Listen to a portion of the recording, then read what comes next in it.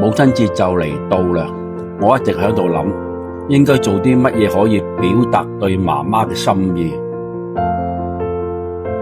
係咪令媽媽最開心嘅就係可以親手煮一餐飯，睇住一家人圍住一齊。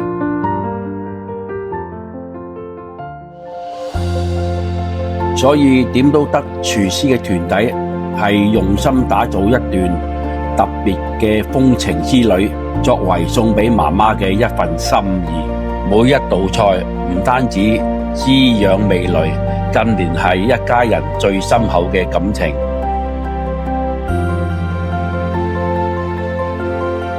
今年母親節，點都得特別帶嚟一份精美嘅甜品，願所有媽媽身體健康、平安喜樂、幸福常在。點都得希望同你共度一個溫暖、開心嘅母親節。